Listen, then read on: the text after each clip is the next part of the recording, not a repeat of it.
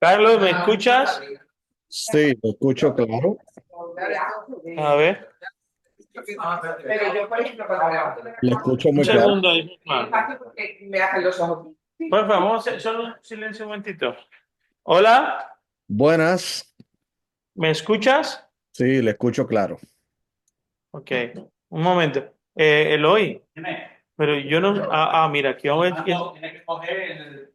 Sí, pero el de la tele. Yo quiero que salga por el sonido por la tele. ¿Por la tele? Espérate. Entonces hay que configurar otra vez.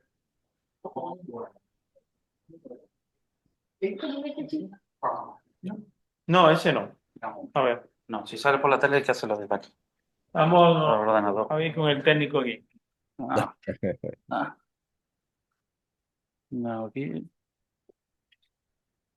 está la configuración.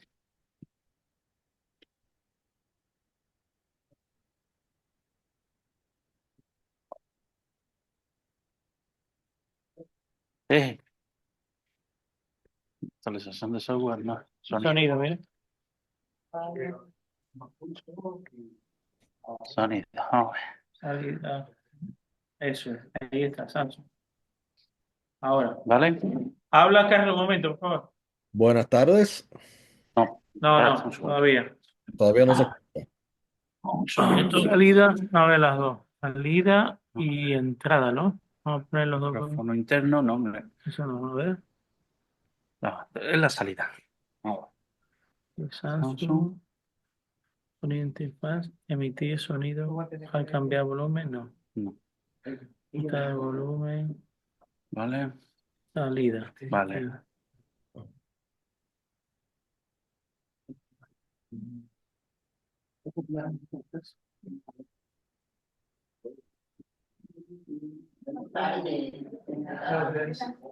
Teóricamente tiene que estar. Y a ver. No, está ahí como que ahí. Está puesto y no deja. ¿Eso será el zoom? Porque, a ver el zoom. No, si no está ahí, no tiene. No debe de ser ahí, vamos. Debe ser ahí. Porque el sonido sale bien. ¿Sabe que se escucha el sonido? Vamos. O sea, que la configuración es la de aquí. Si no te pongo yo el ordenador en un momento, vamos. No, no, pero bueno. Vamos a intentarlo. Si no. Álvaro, una pregunta aquí. A ver. He hecho café, ¿vale? Adriana. A ver, un momento, a ver. Si no, es que estamos intentando sacar el sonido del ordenador por la televisión. Si no, lo intentamos por el altavoz, ¿eh? A ver, Que está. teníamos incluso antes unos altavoz pequeños, no sé si. Había un altavoz, Mira, no te. un Mira, montón mira. Si no, no, pero había unos A ver. pequeñitos de ordenador. A ver, ahora, ¿sí? No tiene controles de salida. Eso entra por el HMD. Sí, no, pero debería de ir, pero no tiene control. Mira, el dispositivo seleccionado no tiene control de salida. No se ¿Habéis puede. encendido la mesa? No. No, es que no va por la mesa, va directamente No, aquí. digo, a lo mejor podemos meter la mesa por ahí, ¿no? No lo sé. Yo no entiendo Sí. de. A ver. Sí. Hombre, como no entienda lógica, entonces ya. Sí, sí. Apaga los mejor. No, no, solo sería sacar el sonido.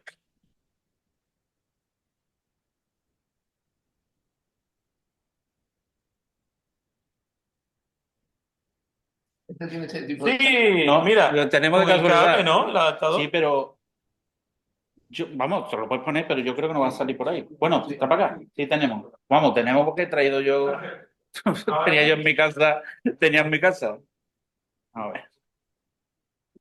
Pero yo creo que tengo ese también ahí. Y a partir de ahí se puede. Ese lo tengo ahí, ¿no? No, este no lo tiene. ¿Este? ¿No es este de ahí? No, no, ¿qué dice? No. Vale. Yo creo que nunca lo ha tenido el Mac. No, el Mac no lleva esa salida. No tiene. O tiene el adaptador Ahora o... tiene adaptador. Vale. Ahora el problema es. Ahora tienes que quitar este. Claro, este lo tienes que poner. Este cable tiene que entrar dentro. Claro, no es la idea, porque la idea es que se oiga también. Claro, porque no tenemos puesto. ¿No hay unos altavoces pequeños ahí, Álvaro? Que eran de... Yo no los he visto. Yo sé que tenemos un monitor, o sea, un monitor Sí, de pero eso. eso es lo mismo, ¿no? Tiene Pero que... eso tenía, no, lo hizo un cable de un mini jack, vale. Pero eso tiene entrada de mini jack. ¿El ordenador ese? Sí, sí tiene, ¿eh? El único que tiene antiguo es los magos únicos que pusieron antiguo. Para que aumente la velocidad. Sí, porque... Que sea doble, Javier. Con su voz potente. Bueno, mientras los ingenieros trabajan, vamos a tener, Carlos, un tiempo de oración previo, ¿Cómo no? mientras los hermanos aquí esforzados. A ver cuando venga Javier, le diga, Javier, por fin llegaste temprano. A ver siempre se queja que la gente llega tarde.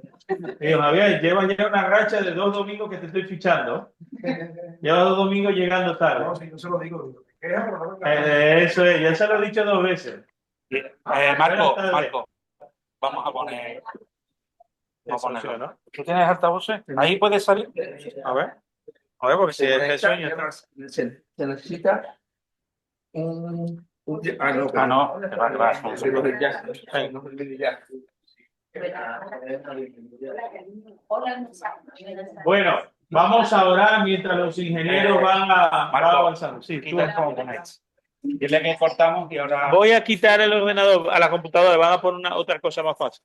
Muy bien. ¿Qué quito yo? Esto, ¿no? Ya traeré yo los altavoces míos del ordenador. A ver los servicios. Bueno, ya lo No, sabemos. pero es que no sabíamos que íbamos a tener ese problema, por eso me he traído Claro, yo. porque no sale el sonido, no sé por qué. Vale. Sale la imagen, pero no reproduce el sonido de la tele.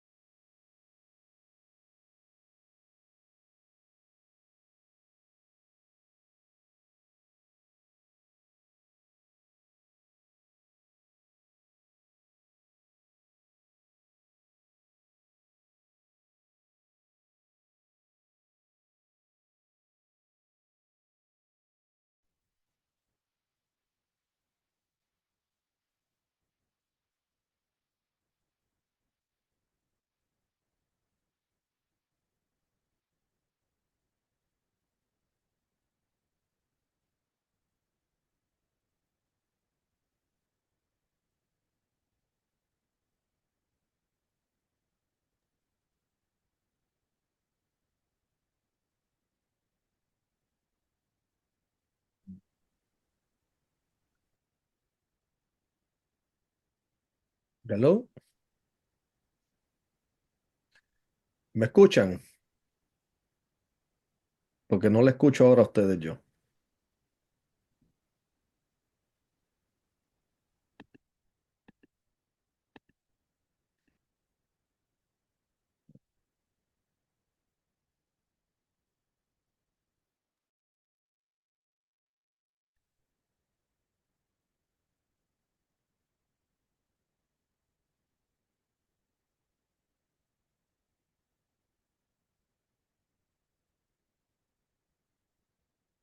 Si me escuchan, yo no les escucho ahora a ustedes.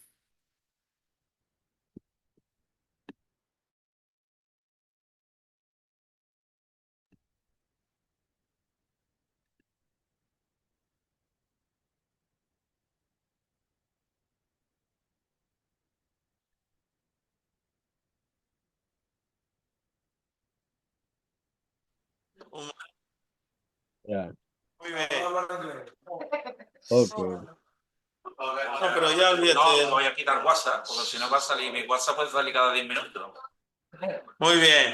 Ah, Bueno, ahora sí parece que sí. Damos la bienvenida a todos una vez más a nuestra clase apologética. Muy contento de tener a Joana entre nosotros. Yo digo, los cojos andan, los ciegos ven. Joana viene. Qué bueno es el Señor. Qué bueno que ya estés bien. Bueno, bien, que vas en el proceso. Ya por lo menos de la última vez que te vi, ya hablas. Ya puedes hablar. Cuando la vi ya no podía hablar. Parece de 20 años. Qué buenos somos, qué buenos somos. Esos son los ojos que necesitamos. Bueno, pues nada, Carlos, ya es todo tuyo. Ya hemos orado y te entregamos este tiempo, ¿vale? Muy bien. Gracias, hermano Marco. Dios me los bendiga mucho. Le doy gracias a Dios, ¿verdad? Porque hoy podemos tener otra sesión. Y acá, pues, con mucho frío de nuevo. Ayer tuvimos una tormenta de hielo. eh, y hoy, pues, está un poquito ventoso, con una temperatura que en centígrados sería bajo cero. Así que este invierno promete mucho. Así que vamos a comenzar la clase de hoy. Y hoy, pues, vamos a estar cubriendo dos temas. El primero, vamos a estar cubriendo los métodos apologéticos. Y luego, los argumentos a favor de la existencia de Dios. Esos son los temas que vamos a estar cubriendo en esta tarde. Que una vez que culmine la clase, pues le estaré compartiendo como una tarea inmediata en términos de que puedan utilizarlo para la discusión entre ustedes y trabajar el tema. Y mucho de este material pues se encuentra en el libro de texto del doctor Norman Geisler. Así que, sin más, vamos a comenzar hoy la clase la primera parte que tiene que ver con los métodos apologéticos. Habíamos dicho en la primera clase que la apologética es la defensa de la fe mediante argumentos lógicos, ¿no? La apologética tiene una base en la filosofía y la filosofía no es un ejercicio negativo en sí mismo. Sé que en algunos círculos evangélicos o cristianos se menciona el término filosofía, e inmediatamente lo asocian con ateísmo, con ideas raras, con un humanismo extremo. Sin embargo, filosofía en sí mismo no es otra cosa que lo que tiene que ver con el saber, con el articular preguntas existenciales muy importantes y buscar una respuesta a través de la razón. ¿Qué relación tiene esto con la apologética cristiana? Nuestra, nuestra cristianismo es como religión, tiene un elemento de fe, pero no quiere decir que porque sea de fe, no tiene que ver con la razón. ¿Ok? La mente no está divorciada de la fe, o sea, trabajan en conjunto. El mismo Señor dijo, amarás a Dios con todo tu corazón, con toda tu mente y con toda tu alma. Así que la filosofía en los casos apologéticos viene a ser un siervo de la fe cristiana, ¿eh? Un vehículo que se utiliza puesto que como seres humanos nos relacionamos en términos de la escritura por medio de símbolos y en lo que tiene que ver con la comunicación oral, pues la persuasión y el convencimiento viene que a través de argumentos. Todo en nuestra vida utilizamos argumentos, ¿eh? Y los personajes de las Sagradas Escrituras, entiéndase el apóstol Pablo, era un hombre muy persuasivo. Él cuando se acercó a la audiencia de los atenienses, en cuya audiencia estaban presentes los epicúreos y los estoicos, eran filósofos. Y en ese magno discurso que el apóstol Pablo compartió, él incluye unos elementos dentro del pensamiento estoico, no como quien basa la fe cristiana en dichos argumentos, sino para que la audiencia entienda que él tiene conocimiento de sus cosmovisiones. Y a partir de esas cosmovisiones, él le presenta la verdad del Dios no conocido, del Dios verdadero, y lo lleva al mensaje del Evangelio, que no es otra cosa que arrepentimiento y venir a la fe en el único, al que Dios ha señalado, que es a Jesucristo. Y esto es un ejemplo. El apóstol Pablo, antes de entrar a la mención de los métodos, cuando estaba persuadiendo en las sinagogas, tenía un acercamiento diferente. Su acercamiento partía de la ley, entiéndase los profetas, entiéndase lo que hoy conocemos como el Antiguo Testamento. ¿Por qué? Por dos razones. Primero, para el apóstol Pablo, el Antiguo Testamento es palabra de Dios, o sea, la revelación de Dios. El Nuevo Testamento se estaba llevando a cabo a partir de los eventos que él estaba viviendo y de lo que había ya ocurrido en lo que tiene que ver con el nacimiento, ministerio, muerte y resurrección de Jesús. Así que el Antiguo Testamento lo utilizaba porque sí, es la base de la fe. Segundo, porque su audiencia estaba muy familiarizada con la fe. Entiéndase con las profecías del Antiguo Testamento. Así que su presentación iba probando por las Escrituras que Jesucristo era el Mesías. Y hay otro personaje en el Nuevo Testamento llamado Apolos, que lo describe el libro de los Hechos como un hombre poderoso en las Escrituras y un varón elocuente. Y es que utilizaban las Escrituras en esa audiencia que tiene que ver con qué, con los judíos.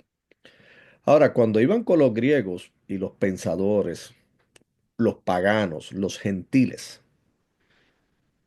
no comenzaban a partir del Torá, no porque no la consideraran obviamente palabra de Dios, tampoco para buscar acomodar el mensaje. Es que los paganos, los gentiles, no tenían ninguna familiaridad con la fe judaica. Así que a partir de las escrituras, para captar su atención y presentar un argumento sólido, pues no iba a tener mucho efecto, puesto que ellos desconocían el Torah. Ahora, él iba con argumentos sí conocidos por ellos, habiendo el apóstol Pablo teniendo un dominio de sus cosmovisiones, y allí una vez que parte de sus cosmovisiones, entonces luego lleva el Evangelio y todo lo que tiene que ver con relacionado a las Escrituras. Digo esto a modo de introducción porque los métodos apologéticos, recordemos, es defensa de la fe. Y como mencionamos en la primera clase, la apologética se utiliza como una preevangelización.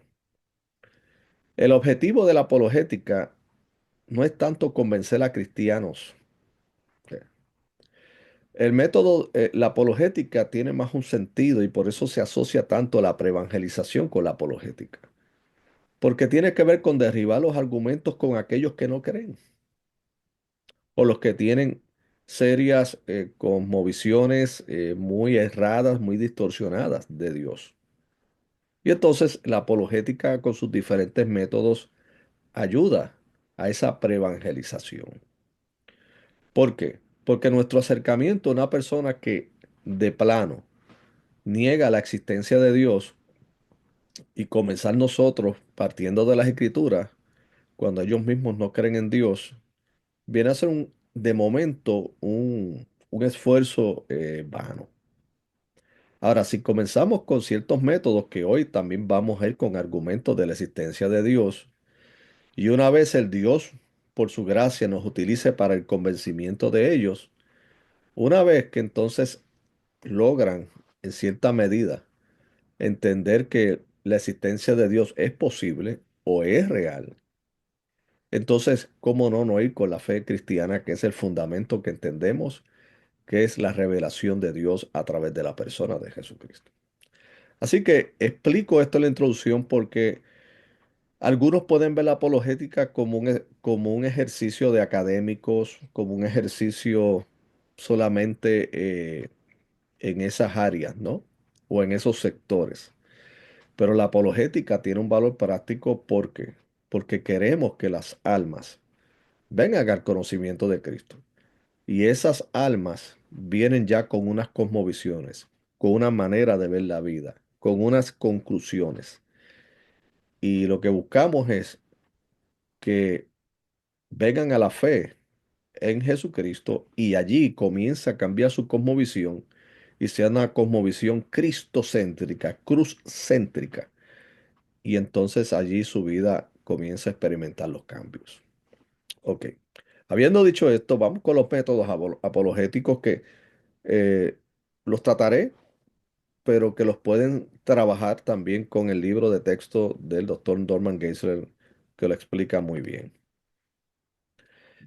Cabe señalar que cada método tiene su propósito. Como todo en el mundo evangélico, siempre hay algunos que quieren como que tener en su posesión el que ellos entienden que es el mejor método, ¿no? Eso es como parte ya del DNA, ¿no? Como que si tengo una teología, esta tiene que ser la más correcta, los demás tienen que estar incorrectos, ¿no? En estos métodos que voy a mencionar, todos tienen sus méritos, estos métodos, de acuerdo al contexto en que nos encontremos. Puede ser que simpaticemos con un método o con dos métodos, pero esto no quiere decir de ninguna manera que los otros métodos no tengan ningún tipo de valor, porque los vamos a analizar a través de qué, no solamente de lo que es la escritura, sino también del propósito nuestro con nuestra audiencia, y perdonen la redundancia. Así que el primero, que se conoce como el método clásico, ¿ok? Como lo tienen en pantalla, el método clásico comienza con la teología natural para establecer el teísmo como la cosmovisión correcta. Vamos a definir términos aquí primero. Teología natural. ¿Qué es la teología natural? Podríamos correlacionar la teología natural con lo que se conoce como la revelación general. ¿Qué es la revelación general? La revelación general lo que sostiene es que Dios se ha expresado a través de la creación. O sea, como dijo el salmista, los cielos cuentan la gloria de Dios y el firmamento la obra de sus manos.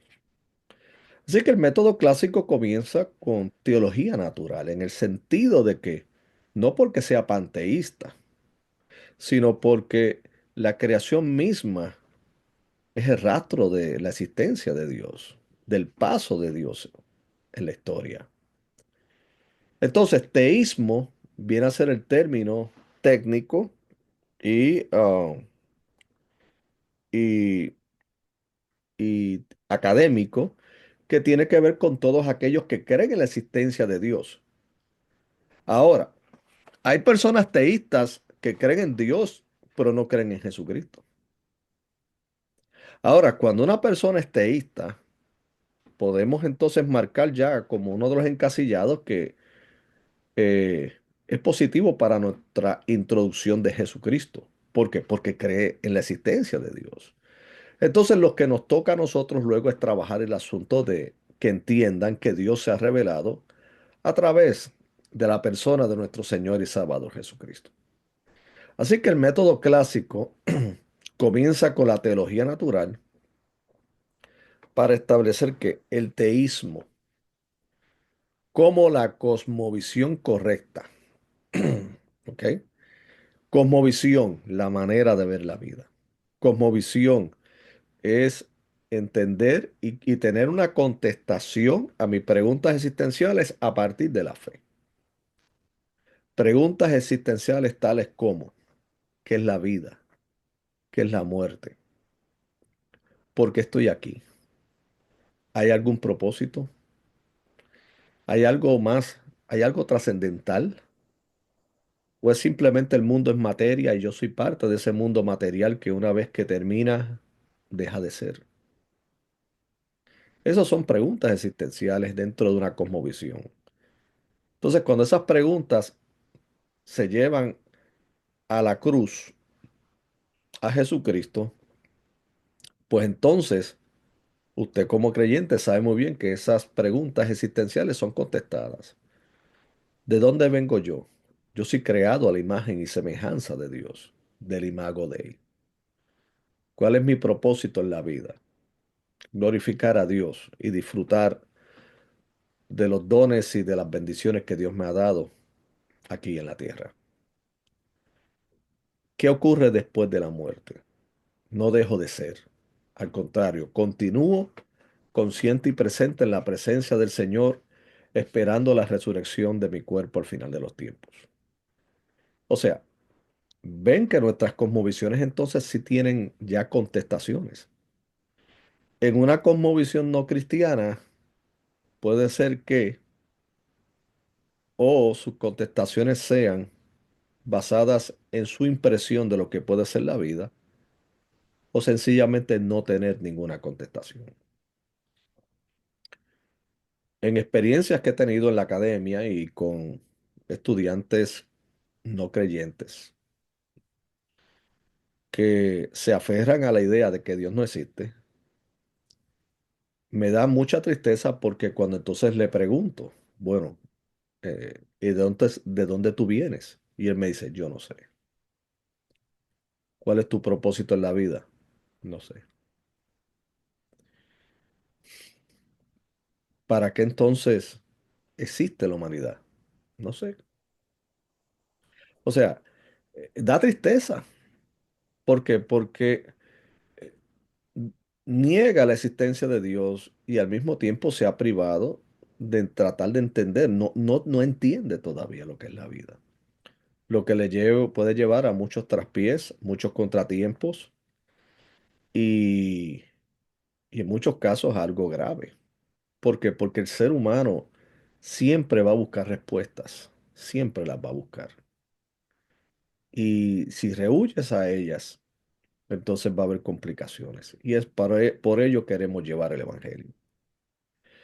Entonces, para establecer el teísmo como la cosmovisión correcta y luego procede a presentar las evidencias históricas de la divinidad de Cristo, la confiabilidad de las escrituras, la resurrección, juicio final, etcétera. O sea, que allí ustedes pueden ver ese orden. Algunos creyentes muy bien intencionados invierten este orden y por lo tanto pierden la atención del que quieren realmente alcanzar. Porque de nuevo, si ya la persona parte de una premisa que no es teísta, o sea, no cree en Dios, y comenzamos a hablarles de Jesucristo y de la Biblia, que son elementos teológicos, bíblicos, pero al mismo tiempo sobrenaturales. Y uno de los argumentos de los ateos es que lo sobrenatural no existe, solamente lo que es materia, lo que es tangible. Así que entonces se convierte en un esfuerzo nulo. Ahora, con el método clásico se comienza con la teología natural. Miren qué orden, como la cosmovisión correcta, y luego procede y miren cómo dice el argumento, a presentar las evidencias, porque ahí es que entra este asunto. La fe cristiana tiene evidencias. Algunos dicen, no, no, esto es solo un asunto de fe. No, es un asunto de fe basado en evidencias. ¿Cuáles evidencias? Las escrituras. ¿Cuáles evidencias? La historia extrabíblica. La presencia del cristianismo en tantas sociedades y civilizaciones por tantos siglos. La existencia de Cristo y cómo este evangelio ha transformado. O sea, hay evidencias. Y en el plano arqueológico, en el plano también histórico, lo hay. Pero para ello tenemos que comenzar de acuerdo al método clásico con la teología natural. ¿Ok? Aquí tenemos otro método que lo presentamos muy simplificado, ¿verdad? Hablamos del método clásico y ahora el método evidencialista. En este método básicamente se concentra en la comprobación de los hechos de las afirmaciones históricas del cristianismo. O sea, este método se concentra en la evidencia, mientras que el método clásico va primeramente utilizando la teología natural y el teísmo para luego ir a las evidencias históricas. Y aquí el método evidencialista se concentra en la comprobación de los hechos de las afirmaciones históricas del cristianismo. Creo que este método, este segundo, y luego ustedes lo pueden discutir, e inclusive quisiera que una vez que yo mencione los métodos tengamos un intercambio de preguntas y observaciones. Eh, Creo que el método evidencialista tiene, creo, a mi juicio, una población en mente, un sector, una audiencia en particular. Podría ser ese lado liberal, influenciado por los escritos de Rudolf Bultmann, que fue un teólogo que negó el carácter sobrenatural de las escrituras y que inclusive se refería a Jesucristo como un mensaje, con un mensaje mitológico y de leyendas. Hasta se separa el Jesús histórico del Jesús de la fe. Algunos dicen en esta dicotomía que los evangelios presentan al Jesús de la fe que no necesariamente es real, sino que está bañado con las mitologías y las leyendas de la época. Es como una deificación, o sea, como dan a entender como que fueron los apóstoles y los seguidores que hicieron a Cristo con con una definición divina, pero que en sí mismo Jesucristo no lo era. Y que según ellos ni Jesucristo mismo pretendió eso. ¿Ok? Entonces separan el Jesús histórico, el hombre que existió, que anduvo, pero que no resucitó. La resurrección es más bien una alegoría, una parábola, una metáfora, un símbolo, pero que no fue un evento real. Y ese tipo de pensamiento está en muchos lugares de las academias teológicas de ciertos sectores y seminarios, ¿verdad? Y pretenden desmitologizar la Biblia, según ellos.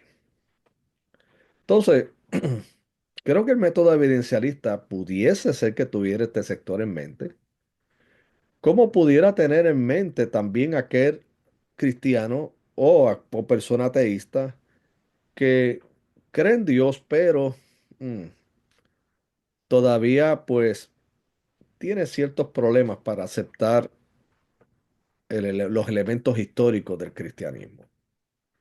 Entiéndase la existencia de Jesucristo e inclusive si realmente el apóstol Pablo existió o si el apóstol Pablo fue el que fundó el cristianismo. No sé si usted había escuchado esta teoría.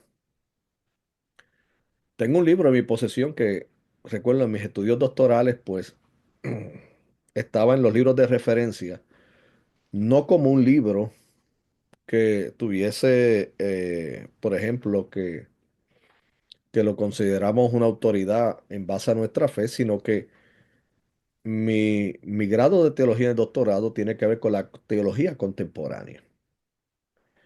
Entonces, este autor escribió un libro en inglés que se llamó Pablo, el hacedor de tiendas. Usted sabe que el apóstol Pablo, como parte de su autosostenimiento económico para no ser gravoso a las iglesias, él estaba en la fabricación de tiendas, ¿no? Haciendo tiendas. Entonces el autor del libro utiliza esa imagen, pero básicamente la tesis del libro del autor es que Pablo fue el arquitecto del cristianismo. O sea, Pablo fue el que le dio a Jesucristo una visión divina, pero no lo era. Que fue el apóstol Pablo el que inventó este asunto de la resurrección. O sea, que fue el apóstol Pablo. O sea, que de él heredamos estos conceptos trascendentales de la fe cristiana. Pero el problema de ese argumento es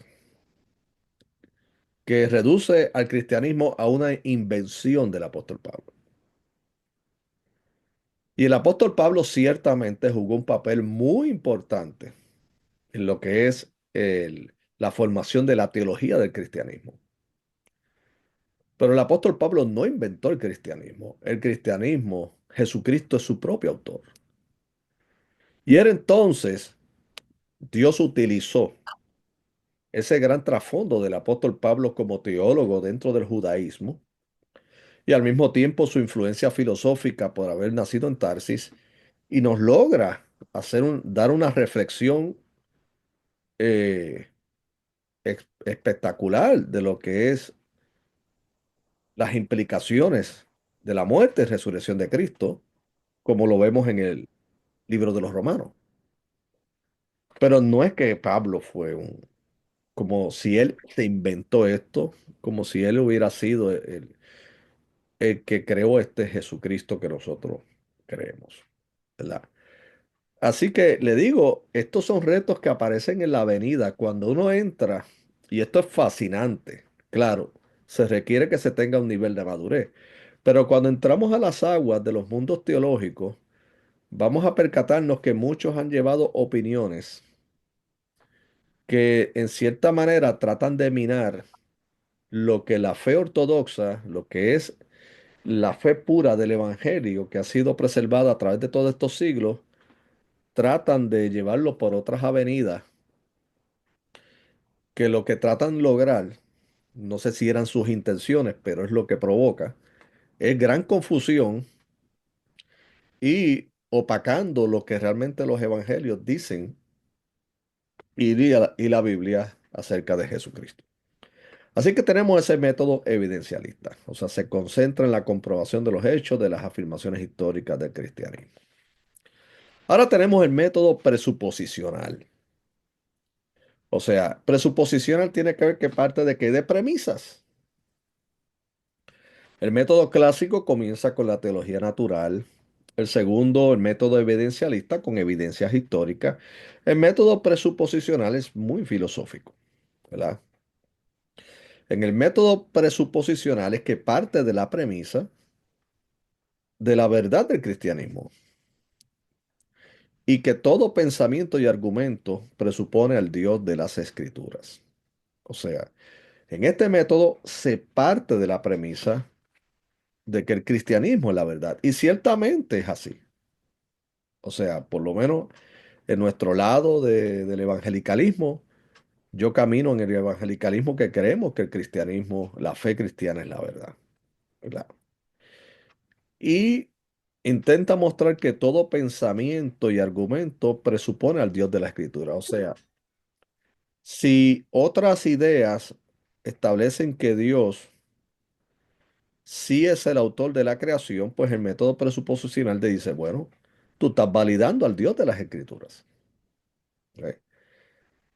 Si eh, otra cosmovisión afirma, aunque no sea cristiana, de que el hombre fue creado por Dios, pues lo que dice el presuposicional es, bueno, tú crees eso porque precisamente está basado en la verdad de la fe, del cristianismo, del Dios de las Escrituras. Así que este método presuposicional tiene un buen punto de partida y creo que pudiera tener también una audiencia en particular en mente. No estoy diciendo que se limita a esa audiencia porque algunos pueden adoptar el método presuposicional y aplicarlo a todos en su forma de presentar apologética, pero creo que como todo método puede tener más influencia o más provecho en ciertos sectores, ¿ok? Bien. Y tenemos un método que no es muy popular, eh, lo mencionan en los libros como Geithler, y lo que se conoce como método de epistemología reformada. Primero, ¿qué es epistemología? Epistemología es la rama de la filosofía que estudia el conocimiento.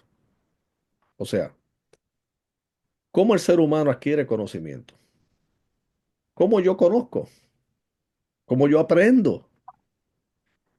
En la epistemología, pues obviamente cuando uno entra al análisis, bueno, ¿cómo yo aprendo? ¿Cómo yo entro a esta vida y comienzo a aprender? Bueno, a través de qué? De instrucciones directas, de experiencias y modelaje, ¿no? O sea, primero mediante observación, segundo instrucción directa, o sea, lo que se nos enseña, y tercero, pues lo que nos modelan. Así un niño está, un ser humano está en lo que se llama el desarrollo humano. Así es que vas agarrando información y vas entendiendo la vida.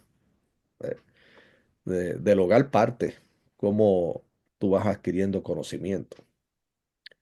En el método de epistemología reformada sostiene que es razonable creer muchas cosas sin evidencia, ya que cada ser humano tiene un sentido de la divinidad. En otras palabras, o sea, no hay que esforzarse tanto en mostrar evidencia, puesto que cada ser humano, por causa de lo que se conoce como el imago Dei. ¿Qué es el imago Dei? Es un término en latín que se refiere al hecho de que Dios nos creó a su imagen y semejanza. Toda persona, sea creyente o no, goza de una dignidad por motivo de ese imago Dei. Yo amo y respeto al prójimo porque, aunque no esté en la fe cristiana, es alguien que fue creado a imagen y semejanza de Dios. ¿Ve? Entonces, esta epistemología reformada, como la entiendo, ellos lo que dicen, bueno, cada ser humano tiene un sentido de la divinidad. En otras palabras, aunque, aunque ellos lo nieguen, sin embargo, hay algo, hay una luz allí, opacada, pero un sentido de la divinidad. Por lo tanto, se puede hablar de la fe sin tener tantas evidencias, porque el ser humano mismo tiene en sí ese sentido de buscar de Dios, ¿no? O buscar no sería la palabra a lo mejor más correcta. Hay muchos que no buscan a Dios, como dice Pablo en Romanos 3, pero un sentido de que, hey, Dios está allí. Mm, Dios está allí. Antes de ir a las preguntas conformes a, ¿verdad? Porque me gustaría tener ese espacio para que algunos pudieran preguntar, comentar.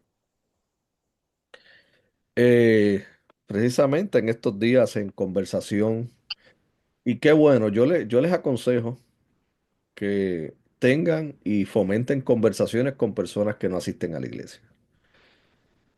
No solamente en el aspecto de evangelización, sino que la relación. Y la relación lleva a la evangelización.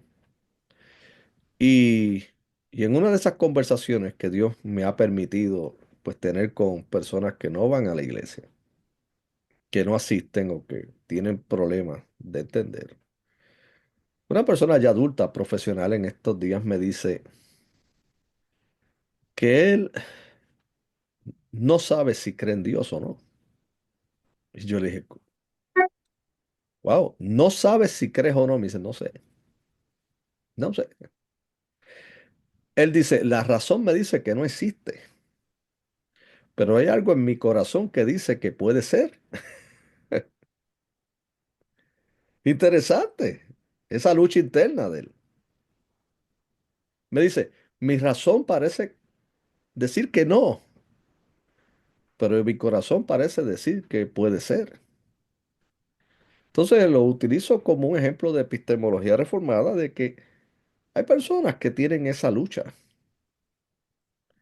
y que el Señor está buscando usar los Felipes para que puedan ayudarlos a comprender lo que están luchando en su interior. Y digo los Felipes como ese personaje del libro de los Hechos que fue llevado por el Espíritu hacia un hombre, un eunuco, que estaba leyendo el libro de Isaías y no entendía lo que estaba leyendo.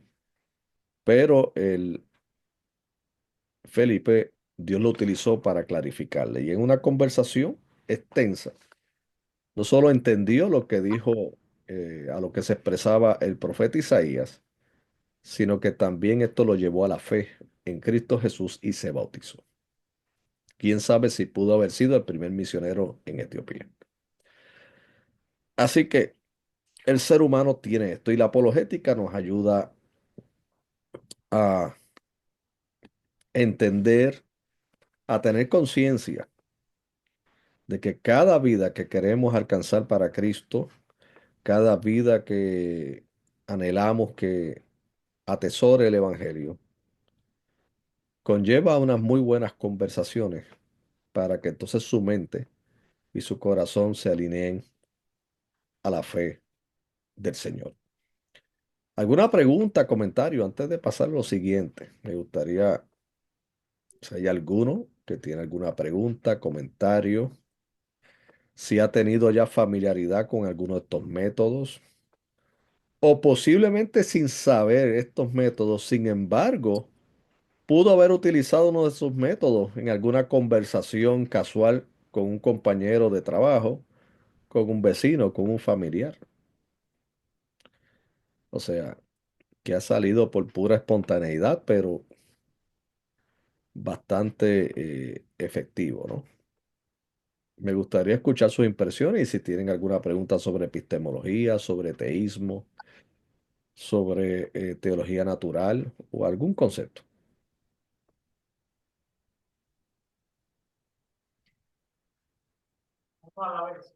Yo tengo una pregunta que cuando se ha estado mencionando el método preposicional, se ha hablado de una audiencia en mente, pero no has dicho qué tipo de audiencia, solamente has dicho que se tiene una audiencia en mente, pero no la has mencionado. Sí has Oh, mencionado en mente en el método evidencialista, pero no en el preposicional. ¿Me lo podrías decir cuál ok, es la...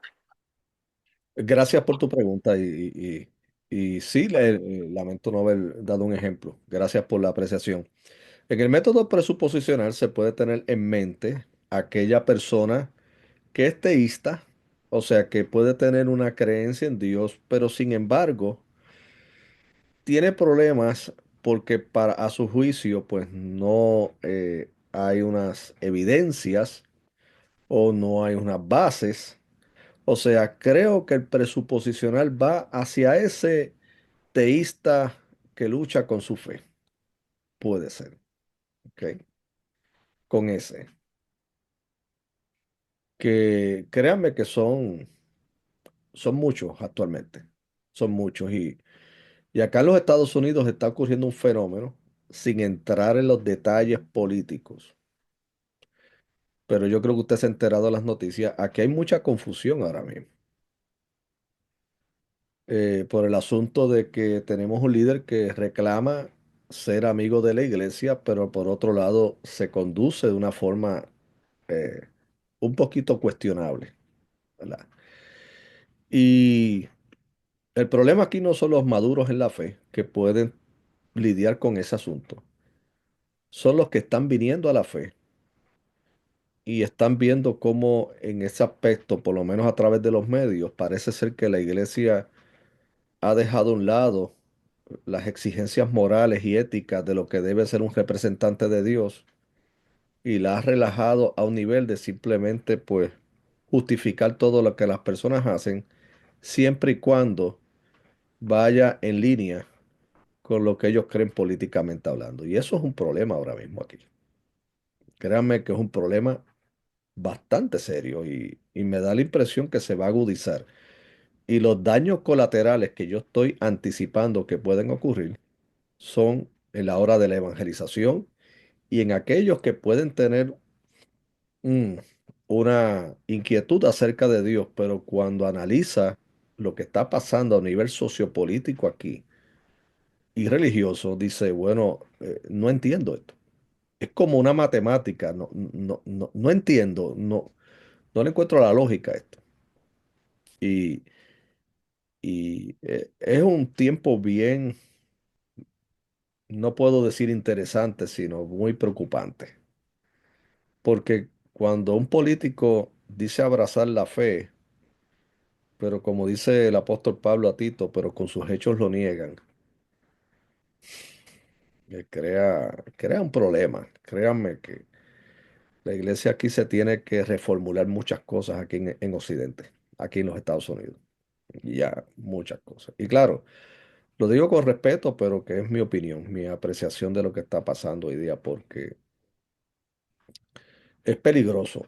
Es peligroso porque ya cuando se vuelve algo relajado y donde haya permisividad de hacer ciertas cosas, ciertas declaraciones, ciertas acciones, pero como él aparenta estar de mi lado, yo no hago la voz profética de denunciar sus actitudes porque supuestamente está de mi lado. Eh, es peligroso, es peligroso. Y lo digo pues para las personas que vamos a evangelizar, a nosotros nos ha pasado ya. Cuando yo escucho me dice, bueno, pero ¿y por qué ustedes apoyan esto y aquello y lo otro? Y estas actitudes, estas decisiones. Y yo, no, no, es que nosotros no estamos en eso. O sea, nosotros estamos en Jesucristo y crea. Hay que utilizar buenos argumentos y no con los que están, sino con los que queremos atraer para que vengan a la fe en Cristo, que son seres pensantes. Porque algo muy importante que tenemos que tener en consideración, el hecho de que una persona sea inconversa, no quiere decir que no pueda tener un buen análisis en ciertas cosas. O sea, el concepto de la depravación total no quiere decir que el ser humano que está perdido en sus pecados y que está fuera de Cristo y que no alcanzará salvación si no es a través de la fe, no quiere decir que no pueda tener unos análisis que nos pueden llevar a confrontar y decir, bueno, ¿y por qué esto y esto? ¿Y por qué esto y lo otro? Interesante. ¿Ok? Oren mucho por los acá, los Estados Unidos, créanme. Oren mucho por la iglesia del Señor especialmente. ¿Ok? Bueno, ¿alguna otra pregunta, comentario?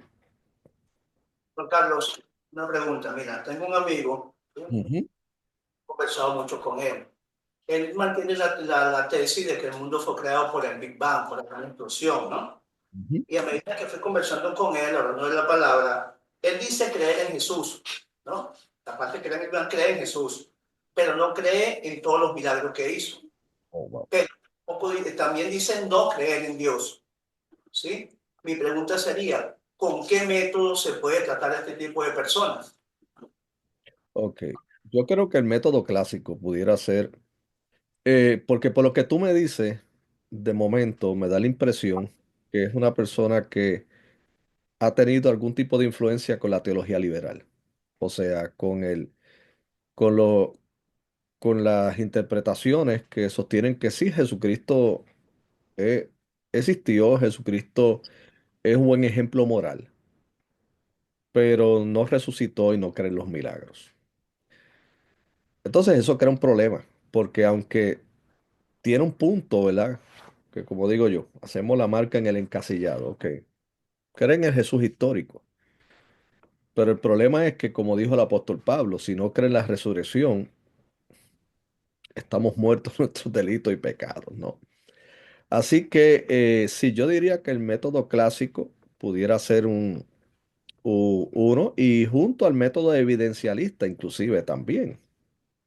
Porque el método evidencialista, precisamente en el caso de Jesucristo y los milagros, hay evidencias. ¿Y cuáles son esas evidencias? Los testigos.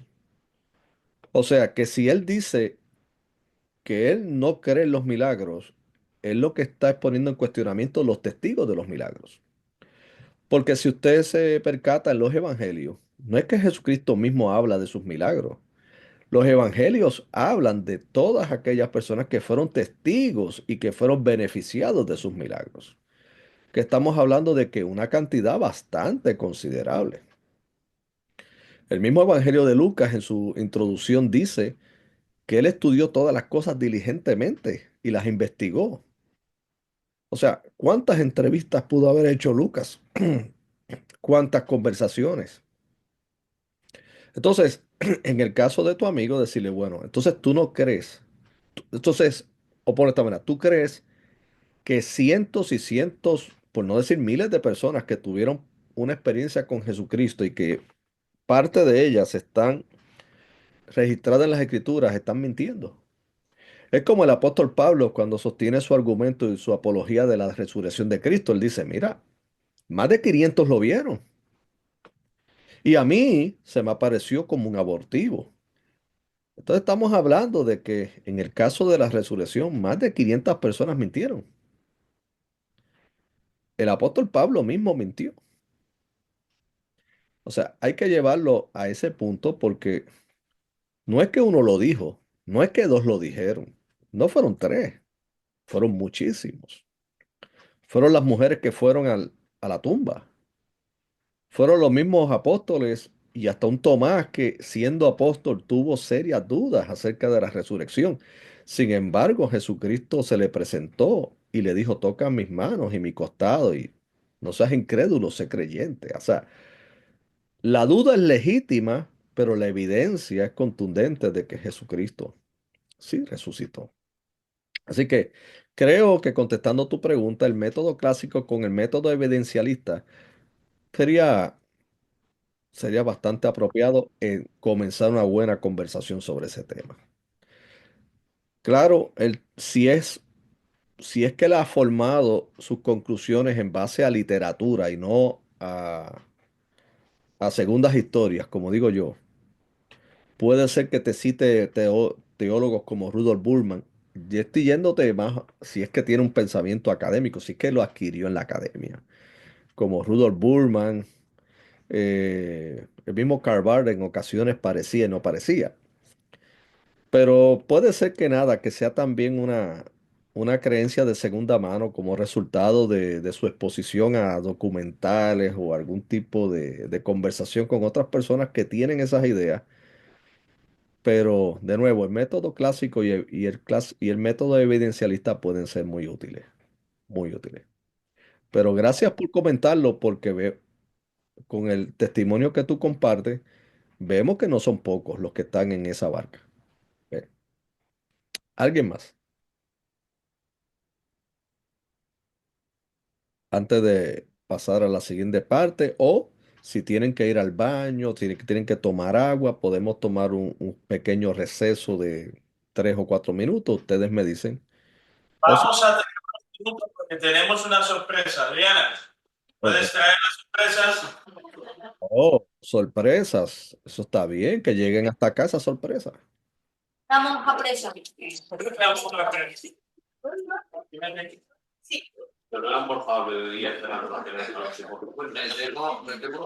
Hoy tenemos una sorpresa. Van a traer una sorpresa ahora para acá.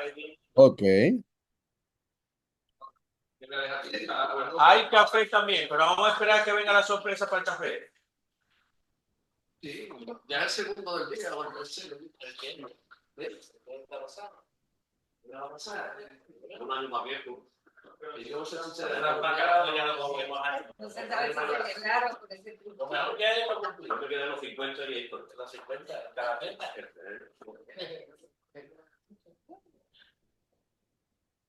se me ha acabado la pandemia. No está responder nada, no está la persona. Igual como yo tengo sobre todo para que no empiece todo el mundo. Felicidades. Yo me tengo que quitar la flecha de todas partes. Que quiera saber lo que me pasa. Pero algo te igual. No, Sí, pero no tengo 200 mensajes de felicidades. Y te busca Hacienda, tampoco estoy puesta. Ahora Hacienda es la única que me encuentro. Hacienda la seguridad. Muy bien. Vamos a cantarle cumpleaños feliz a Álvaro, que hoy es su cumpleaños. Cumpleaños feliz.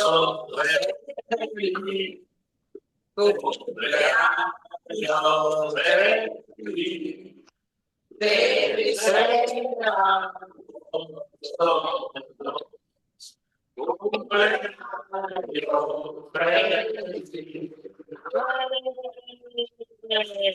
porque es un chico excelente, porque es un chico excelente, es un chico excelente, siempre lo será. Bueno, vamos a orar un momentito por Álvaro. Eloy, ahí tú que estás cerquita, ora por Álvaro dando gracias a Dios. Bueno, gracias Dios mío por estos momentos que estamos compartiendo con nuestro hermano Álvaro. Un año más, pero un año con la gran felicidad de tenernos todos juntos, de estar celebrando con el Señor, que estamos más cercanos de Él, que toda la bendición del Señor esté con su familia, con su esposa Adriana, y que sigan hacia adelante como están haciendo hasta ahora, viviendo al Señor con todos nosotros los corazones. Todo sea por la gloria del Señor. Amén. Muy bien, bravo. Bueno, sí, ahora se corta. Y el que quiera. Hay dos.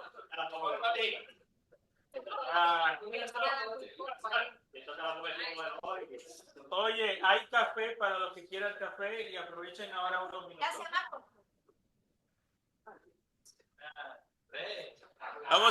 Vamos a enviarte un trozo de tarta para allá ahora. ¿De qué? Por favor, caería muy bien.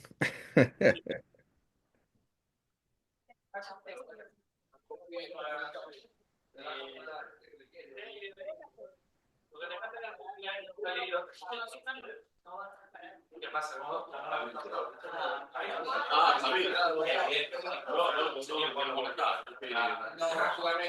Yo estaba en casa también, pero con el tema del trabajo. Entonces no he visto nada. Pero él no ha mostrado 3 días. Estuvimos viendo toda la parte de la Alhambra, Ahí está dentro de la web. sí, He visto las fotos, pero no me he fijado exactamente. el Palacio de Carlos V está dentro de la Alhambra. Aquí, que te tomas la cerveza. Y después de la tapita. Que tenga yo un buen amigo. No, bueno. Y queríamos subir a la Sierra Nevada, pero no podemos. No podemos. O sea, la carretera de subida para Sierra Nevada son una locura. La veían a las 7 de la mañana y desde las 5 de la mañana había cola de coches subiendo. Lo de esa carretera es una locura. No sé, ¿no has visto la nieve lo mismo? No, la hemos visto de lejos. No van a frigorífico. Si quieres verlas, al frigorífico. Yo estaba antes. Pero y a las 7 de la mañana allí a menos 14 grados bajo cero. No hay necesidad, no.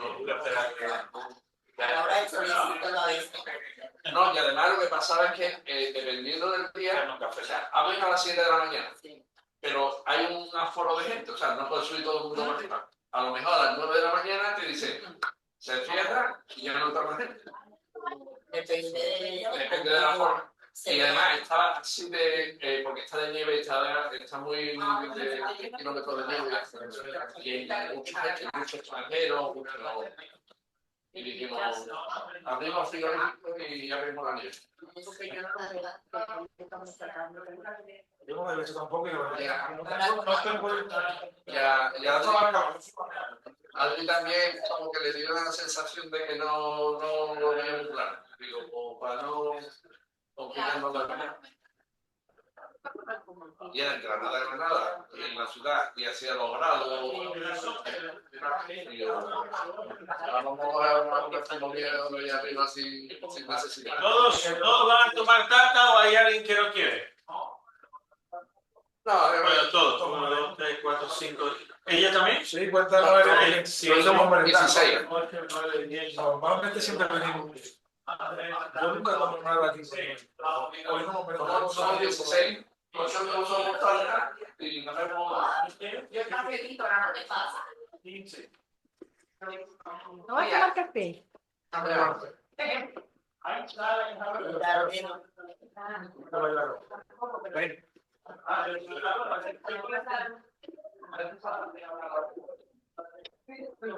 Me he quedado grabado.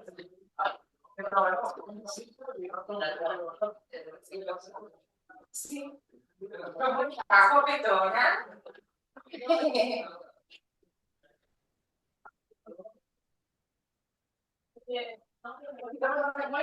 Sí, ya salgo. Vaya racha. Sí, ya salgo.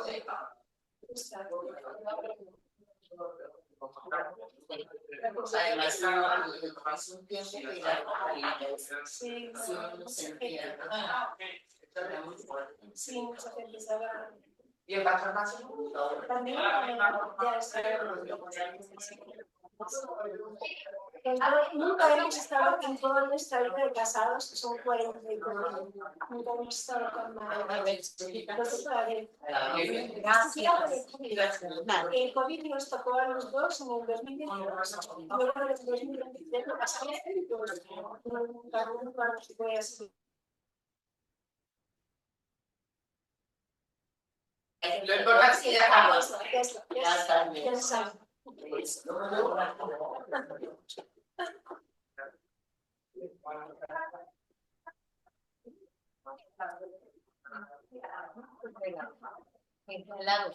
Claro, porque ahora es Pero es como un heladito. Ah, porque es así. No, No, así no lo todo que el pasa es queso. que tenía que haberla descongelada a lo mejor, ¿no? Sí, yo La de queso es muy blandita.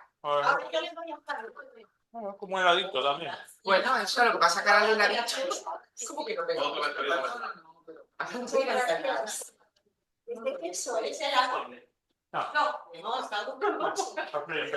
Pero se puede tomar como un heladito. Mira, que muy bien. Bueno, mi traje de allí de Granada, estuvimos visitando un pueblo, bueno, el pueblo este que se llama Montefrío, y llegamos a una cooperativa de aceite en un pueblo de estos pequeñitos, Mira qué carácter. y me traje una garrafa de 5 litros de aceite. O sea, no, me llenaron la botella, la garrafa, en el cambio de aceite que caía de la prensa. Entra el aceite, pero ¿Cuánto salió? en 30 euros. Y no le dieron a... Ok, aquí estamos nuevamente. Muy bien. Pues bien, esta segunda parte, y es, ¿existe Dios? Vamos a los argumentos o los tipos de argumentos a favor de la existencia de Dios. Bueno, comenzamos. Los argumentos a favor de la existencia de Dios son los siguientes, y los vamos a explicar cada uno a continuación, más adelante. Está el argumento cosmológico, el argumento teleológico, el argumento axiológico y el argumento ontológico. En estos cuatro se resumen los argumentos a favor de la existencia de Dios. Repito, el argumento cosmológico, el argumento teleológico, el argumento axiológico y el argumento ontológico. Bien, vamos entonces a proceder a,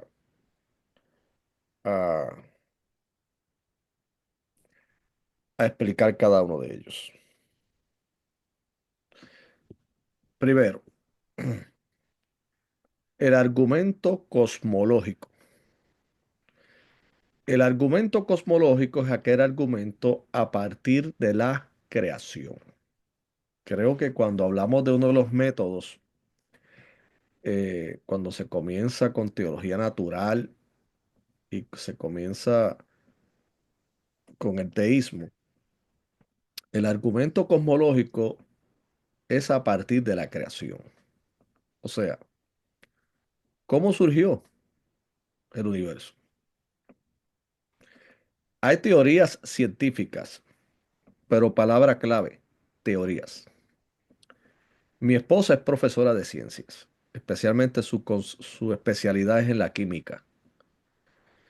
Y ella también ha impartido cursos en física de esa materia. Y cuando ella comparte con los estudiantes, y lo hemos compartido en conversaciones, ella es muy científica, siempre ha sido así, muy científica. Tiene una mente de ciencia bien prodigiosa, pero ella es una mujer de fe. ¿Por qué? Porque la ciencia, como dije al inicio de las clases, la ciencia no es enemiga de la fe. Al contrario, la ciencia confirma la existencia de Dios y la grandeza de Dios. O sea, en Romanos capítulo 1, versos de 19 al 20, te dice que todo lo que se conoce de Dios se conoce a través de ¿qué? De la creación. Pero sin embargo, el hombre pretendiendo ser sabio se hizo ¿qué? Necio. Y entonces procedió a hacer idolatría, adorar animales. La creación misma la comenzó a adorar. Entonces, cuando hablamos del Big Bang y otras teorías, de nuevo, son teorías. No está probado. Se han hecho muchos esfuerzos para tratar de probar esa teoría, pero todavía queda como una teoría. Algunos están hablando de que otra teoría de una aparente partícula, que esa es la que dio origen a todo. Ahora, ¿dónde surgió esa partícula? Si fue el caso que legítimamente es a través de una partícula que todo se originó, entonces ¿dónde y cómo surgió esa partícula?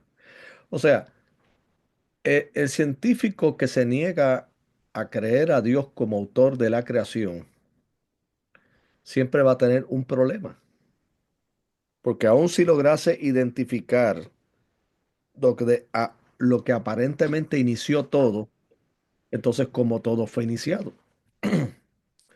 Entonces, el argumento lógico cosmológico tiene más o menos esta forma que le estoy compartiendo en pantalla. Recomen- eh, le, les recuerdo que un argumento lógico es aquel argumento que sus premisas y sus conclusiones se sostienen. En este argumento cosmológico, primeramente, el argumento inicia de esta manera. El universo tuvo un comienzo. Tuvo que haber tenido un comienzo. Hay algunos materialistas que dicen que el universo siempre ha estado. Entonces, quiere decir que Dios, ¿por qué entonces no creer que Dios siempre ha estado? Si tú puedes creer que la materia siempre ha sido y siempre ha estado, pero es que tiene que tener un origen. Así que el universo tuvo un comienzo. La segunda oración es, lo que tiene un comienzo debe haber sido causado por otra cosa. O sea, todo lo que comienza es por causa de otra cosa. Si nos vamos al plano humano, yo soy el resultado de la unión de mis padres, ¿no? Desde el punto de vista humano. Y ellos a su vez, a su vez, a su vez, a su vez. Pero entonces, ¿quién vino primero? El gran dilema de quién vino primero, el huevo o la gallina, ¿no? Entonces, lo que tiene un comienzo debe haber sido causado por otra cosa. Por lo tanto, el universo fue causado por otra causa y esa causa ¿qué? Fue Dios. O sea, el argumento lógico, cosmológico, Y esto es muy importante a los escépticos. Esto es lógica, porque algunos dicen que la fe en Dios es ilógica, es irracional. No es irracional, porque este argumento es lógico. O sea, todo tiene un comienzo.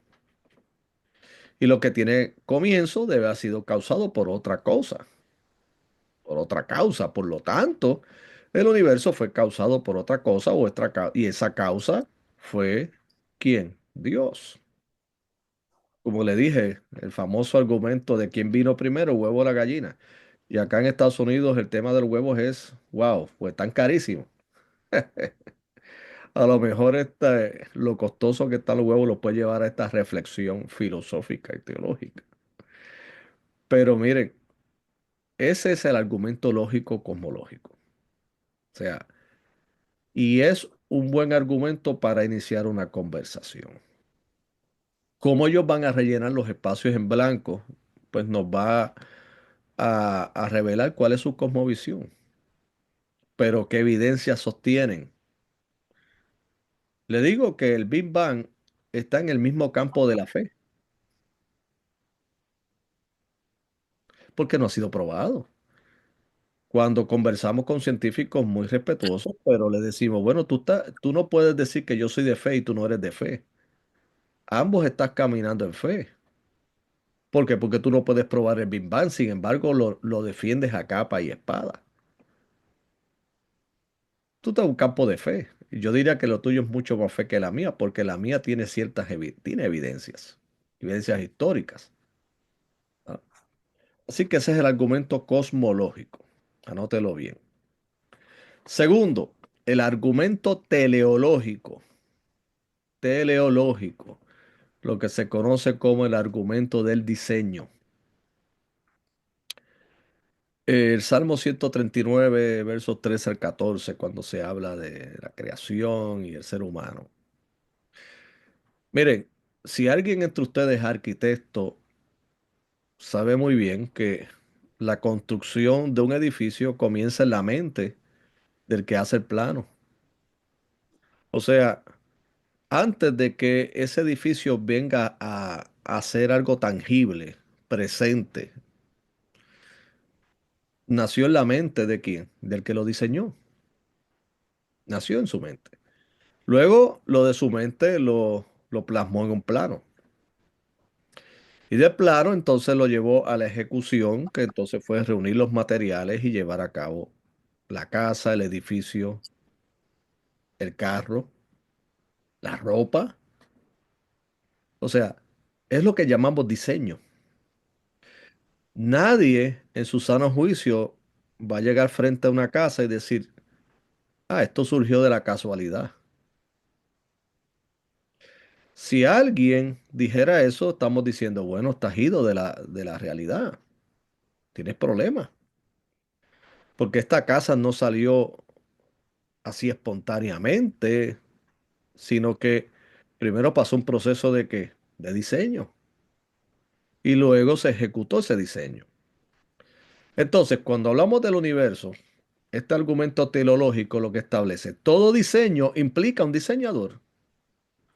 O sea, vemos el universo, las estrellas, los planetas, el planeta Tierra, la naturaleza, las estaciones, el ser humano en su compleja composición, porque el ser humano tiene una compleja composición.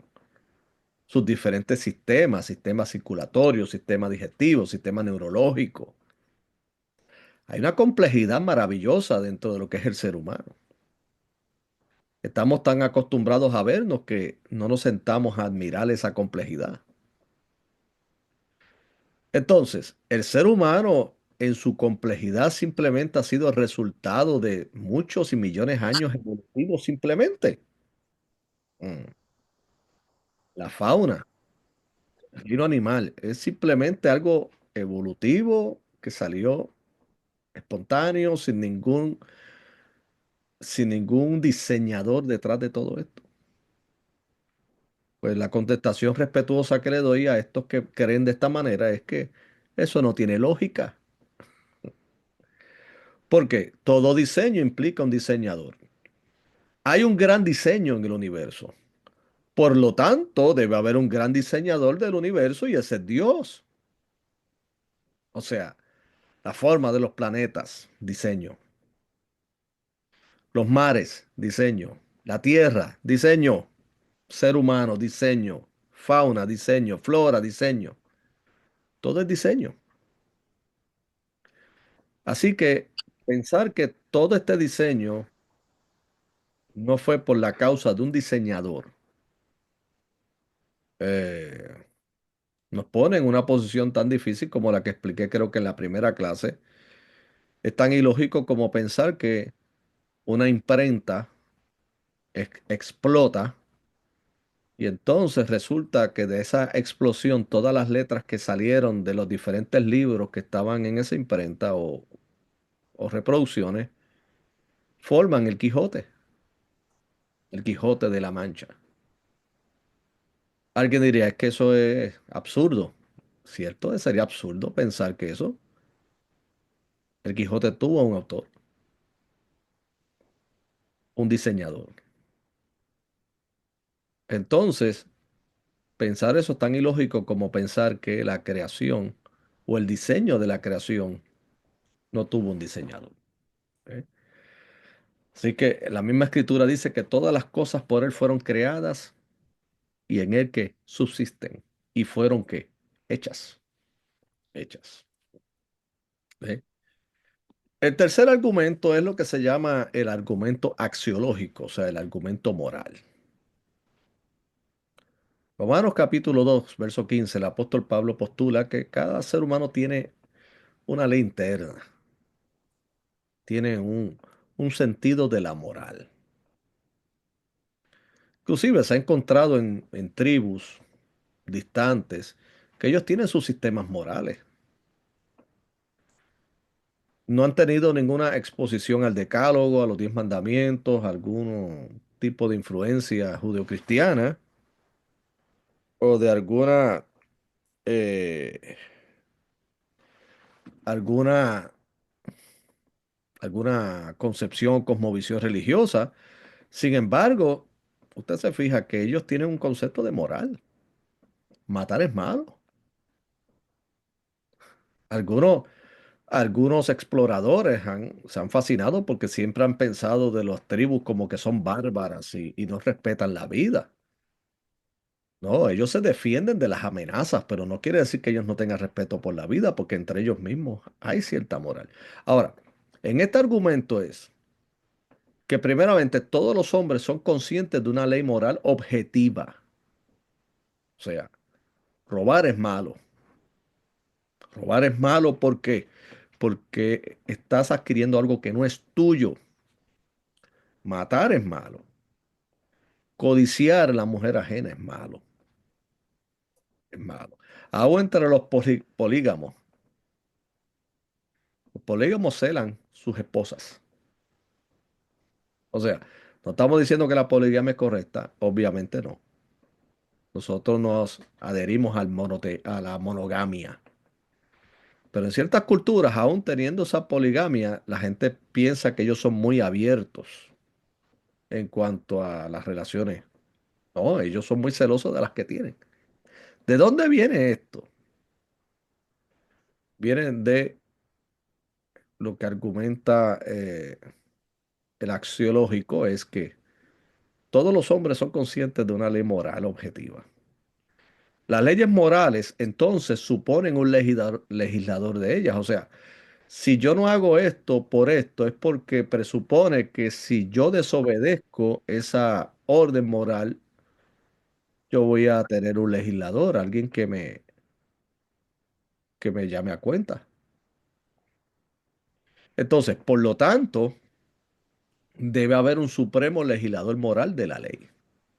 O sea, tiene que haber alguien que, en este caso, que es Dios, que ha llevado eso al corazón del hombre, a la conciencia del ser humano, porque presupone que existe Dios. Que Dios en sí mismo, como está revelado en las Sagradas Escrituras, es un ente moral, no un ente amoral, es un un agente moral. O sea, no solo creador, sino que también revela y prescribe ciertas leyes de sana convivencia social que tienen que ver con la moral. ¿Ok? Así que este es el argumento axiológico. ¿Ok? Especialmente en esta sociedad posmoderna, donde ahora todo es relativo y supuestamente no hay eh, una, una moral trazada, objetiva. Estos argumentos pueden ayudar porque aún el posmoderno, que niega la verdad objetiva, sin embargo, él vive en la objetividad de sus ideas. O sea, así que es una contradicción y una inconsistencia en sí mismo. Y tenemos el argumento ontológico. O sea, ontológico quiere decir que el ser, lo que somos, ¿ok? En el libro de Éxodo, en el capítulo 3 verso 14, el famoso encuentro de Moisés con Dios en la zarza ardiente y todos estos eventos. ¿Quién yo soy? Yo soy el que soy. Es el ser. ¿Quién es Dios y quiénes somos nosotros? Esa siempre es la gran interrogante de todo filósofo y toda la gran disyuntiva. O sea, ¿quién soy yo? Alguien dijo, yo solo sé que no sé nada. Eso es bien pesimista, ¿no? Jean-Paul Sartre, que era un filósofo, historiador, escritor, él tiene una visión bien negativa sobre el ser. El ser y la nada, creo que escribió él un libro. Y era bien pesimista. ¿Por qué? Porque él era ateo. Y es que fuera de Dios no hay nada positivo, sino solo pesimista, no hay nada optimista. Entonces, el argumento ontológico es toda la perfección que se pueda atribuir al ser más perfecto posible debe atribuírsele a él. La existencia necesaria es una perfección atribuible al ser más perfecto. Así que debe atribuirse la existencia necesaria al ser más perfecto. O sea, yo soy un ser, pero ¿cómo llegué a ser lo que soy? Porque hay un ser que es perfecto. O sea, yo no puedo partir de nada. Yo tengo que partir de algo que me excede a mí y que lo excede a usted y que nos excede a todos nosotros. ¿Por qué el ser humano en su ontología, en su ser, decimos que es un ser intelectual? ¿De dónde sale este intelecto? Esta capacidad de raciocinio del hombre que nos hace como su máxima en la creación. Pues viene de Dios, viene de Dios. Oh, es que no, es que se adquiere de manera evolutiva. ¿Qué obsesión con la evolución? Creo que ciertamente la evolución desde el punto de vista de desarrollo, claro que sí, el hombre, el ser humano progresa, se desarrolla, los cuerpos se adaptan, eso está comprobado, ciertamente. Acá yo llegué del Caribe, de una isla donde no existe el invierno, y cuando llegué acá, los primeros años para mí fueron terribles. Yo no estaba acostumbrado en mi isla de Puerto Rico no existe el invierno, existe un eterno verano. Pues cuando llegué aquí, uff, esos primeros años fueron terribles. Mi cuerpo no se adaptaba. Luego de tantos años acá, créanme que a las temperaturas que ya yo no soportaba en los primeros años de estar aquí, ya las soporto. Algunos que me han visitado de la isla, y acá está a 40 grados Fahrenheit, que no sé cuántos serían centígrados, sería, no sé, 10, 12, I don't know. Pero para una persona de la isla eso es muy frío y no estoy con abrigos ni nada de esas cosas. Y me dicen, ¿qué te pasó? Yo, bueno, me acostumbré. Ahora, no quiere decir que con temperaturas más bajas no necesite. Lo que estoy diciendo es que mi cuerpo se ha adaptado. ¿Y qué ocurre? Cuando voy ahora a la isla de visita, que próximamente iré nuevamente, desde que me bajo del avión estoy sudando una cosa increíble, yo. Estoy que no soporto el calor allá. Y yo digo, wow. Tantos años yo viví allí y no lo sentía como lo siento cuando voy ahora. ¿Pero por qué? Porque me adapté aquí. Allá estoy sudando desde que el avión pone, aterriza. Estoy ya como que digo, wow, qué calor hace aquí. Qué calor, ¿verdad? Pero lo digo como ejemplo que sí, los seres humanos nos adaptamos, ¿verdad? A nuestras condiciones, pero eso no quiere decir que es que Dios no existe, sino que Dios mismo ha dado una capacidad al ser humano a poder adaptarse a las circunstancias. ¿Ok? Entonces, para resumir, ¿qué clase de Dios existe? Pues existe un Dios poderoso. O sea, el ser humano no es poderoso. El ser humano puede tener ciertos beneficios, pero el término de poder, el hombre, el ser humano no es poderoso, ni aun los gobernantes. Ese es un atributo que solamente Dios tiene. Es poderoso. Pero al mismo tiempo, Dios es un ser inteligente, donde toda sabiduría proviene de Él. Y que inclusive, de acuerdo al apóstol Pablo, dice que hasta nosotros no podremos llegar a alcanzar todo lo que es Dios. Porque ¿quién le dio consejo a Dios? O sea, esa sabiduría de Dios es un campo trascendental para nosotros. Dios es un ente moral. O sea, distingue el bien del mal. Es moral. No es un Dios ni una fuerza cósmica que simplemente creó las cosas, sino que es un ente moral. Y que proyecta y lleva esa moralidad a la humanidad. Una humanidad que le rechaza. Dios es un ser necesario. Sí, es necesario. Sin Él no tenemos explicaciones acerca de la creación, de la vida, de lo que somos, la cosmovisión. Sin Dios no hay respuestas. Lo que hay solo sería pesimismo, no optimismo. O sea, ¿Dios es necesario? Sí, es necesario. Dios es necesario. No solo es Él y existe, es que Él es necesario. Y es necesario no solo para que satisfacer las preguntas del ser humano, sino para vivir. Todas las cosas en Él subsisten y en Él fueron creadas. Y Dios es un ser único. No hay nadie como Él. Recuerdan los que tienen familiaridad con el libro del profeta Isaías, del capítulo 40 en adelante. Hay un argumento que dice, ¿a quién a quién me van a comparar ustedes a mí? Dios es único. Dios es único. Y la revelación que tenemos de Él es en la persona de nuestro Señor y Salvador Jesucristo, que en sí mismo es único. Es único. Es aquel que comparte la doble naturaleza. Es Dios y es hombre también. Es único. Así que cuando lo vemos dentro de todas estas argumentaciones, es muy importante que tengamos estas premisas por delante. El ser mismo de Dios, el Dios que existe, es un Dios poderoso, un Dios inteligente, un Dios moral, Dios necesario.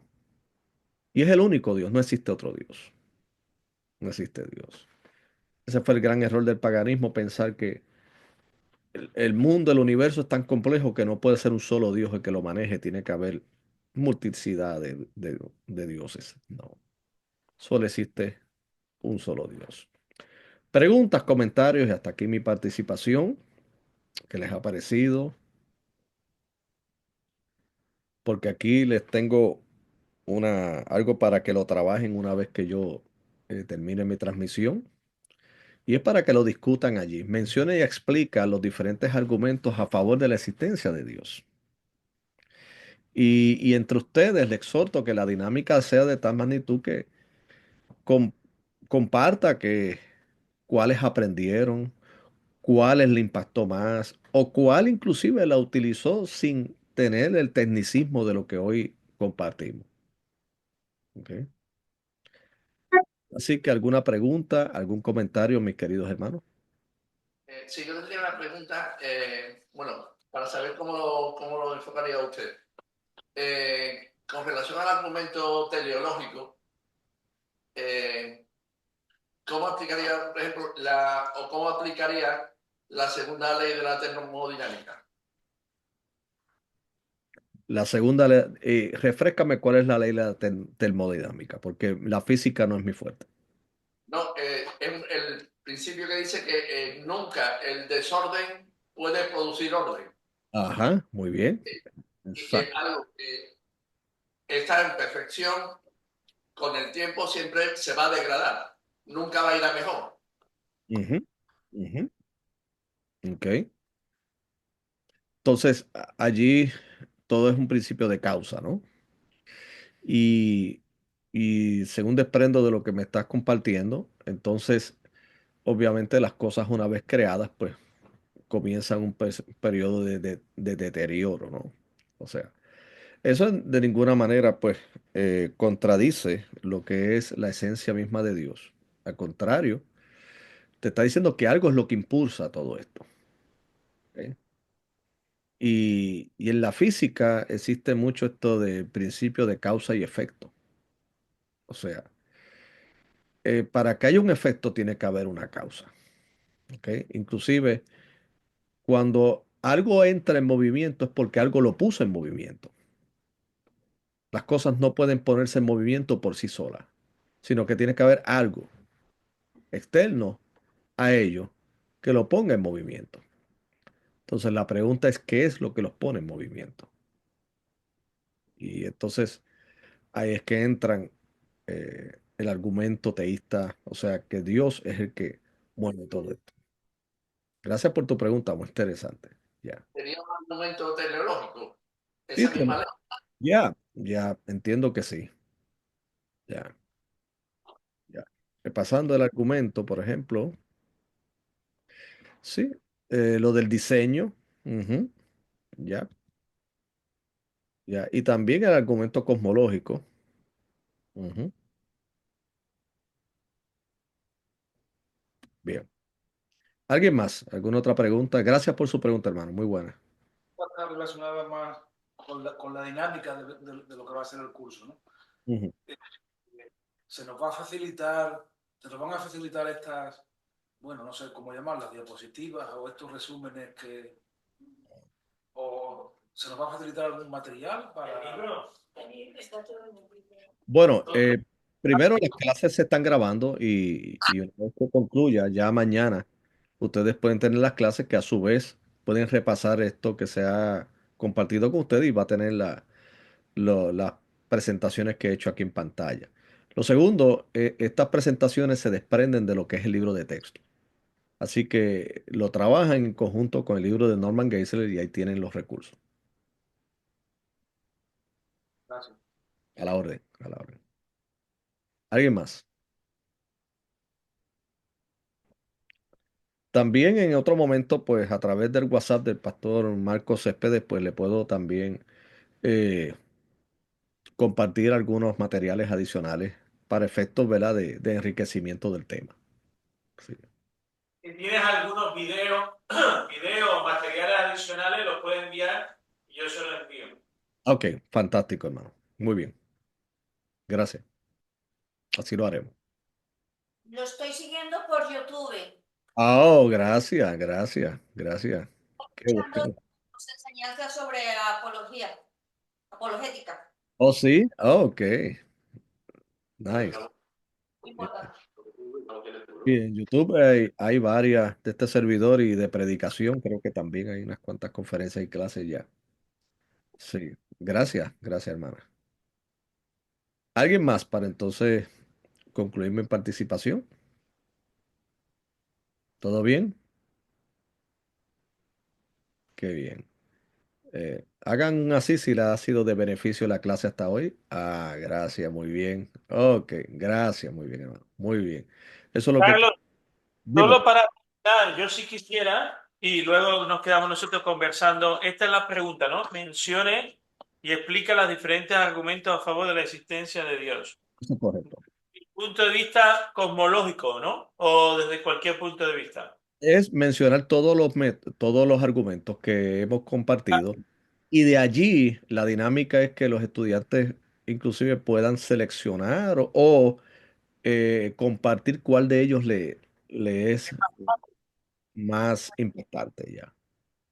Más cómodo, pues bueno, cada uno se mueve en contextos diferentes y a lo mejor dependiendo del contexto donde te muevas, pues Exacto. es más fácil utilizar un método que otro. Eso. Si es posible, Carlos, antes de terminar, que tú puedas hacer un breve resumen Ujú. de lo que hemos visto hoy. Ok, ok. Así que desde el inicio, ok. A modo de resumen, tenemos que hoy discutimos los métodos apologéticos. Los métodos es diferente a los argumentos. Los argumentos pueden estar presentes dentro de los mismos métodos, ¿no? Y está pues el método clásico, como lo habíamos compartido, ¿verdad? Comienza con la teología natural para establecer el teísmo como la cosmovisión correcta y luego entonces procede a presentar las evidencias históricas de la divinidad de Cristo, las escrituras, la resurrección, el juicio, etcétera, etcétera, etcétera. Ese es el método clásico. Cabe señalar que creo que este es el método más utilizado y más enseñado en muchos de los círculos evangélicos. El método evidencialista es que se concentra obviamente en la comprobación de los hechos de las afirmaciones históricas. O sea, Jesucristo resucitó, Jesucristo estuvo presente, el testimonio de los discípulos fue cierto, fue correcto, son fiables. El método evidencialista se concentra en ello. Y recordemos que puede ser que se tenga ciertas audiencias en mente cuando se presentan estos métodos. El método presuposicional es un método que presupone, o sea, que parte de la premisa que el cristianismo es la verdad y intenta mostrar que todo pensamiento y argumento presupone al Dios de las Escrituras. O sea, Dios creó, bueno, eso ya estaba en las Escrituras. O sea, el cristianismo es la fuente de toda esa información que tiene que ver con la creación y lo existencial. El método de epistemología reformada, o sea, sostiene que el ser humano básicamente tiene un sentido de lo que es Dios, tiene un sentido de lo espiritual y que es razonable creer muchas cosas sin evidencia, o sea, no hay que probarle tanto, no hay que estar tanto en el campo de la evidencia, ya que en sí mismo ese sentido que tiene de la divinidad cada ser humano lo puede llevar a comprender, ¿verdad? Y aceptar lo que es la fe. Hay que persuadirlo, pero está ese sentido. ¿Ok? Perdona, Carlos, solo un último detalle. Cuando hablas de este último método, Ajá. eh, estamos ahora en el punto de llevar a la persona a creer o que manifieste que cree. Todavía no hemos llegado al punto de que llegue a la fe verdadera. Exactamente. Porque ahora mismo en una sociedad tan posmoderna y tan espiritual, porque aquí en Europa hemos pasado del ateísmo, ahora Ah, estamos pasando a un nuevo, ¿cómo se dice? De nueva era, una mezcla de wow. secularismo con espiritualidad mezclada con un montón de cosas. Entonces la mayoría de la gente te dice, bueno, yo creo en la energía, o yo siento, ¿no? O yo tengo sueños, ¿eh? O la madre, la Pachamama, la no sé qué. Claro, el karma, claro. Cuando hablamos de método epistemológico reformado, tiene que ver con eso, con llevar a la persona a que pueda identificar esa espiritualidad y la existencia de algo trascendente. Ya otra cosa es llevarlo de Exact- ahí a Cristo. Exactamente. De hecho, lo que tú me mencionas es un sincretismo moderno. Eso es. Es un sincretismo donde hay una mezcla extrañísima de tantas creencias. Se tratan de armonizar y lo que hay es una confusión. Acá hay mucho pluralismo por causa de la misma demografía que está presente en esta zona. Muchas religiones presentes y algunos creen que el influenciado por el pensamiento posmoderno, pues como no hay verdad absoluta, pues creemos que podemos tomar lo que entendemos que es lo mejor de cada religión y formar nosotros nuestra propia religiosidad, lo que trae consigo más confusión.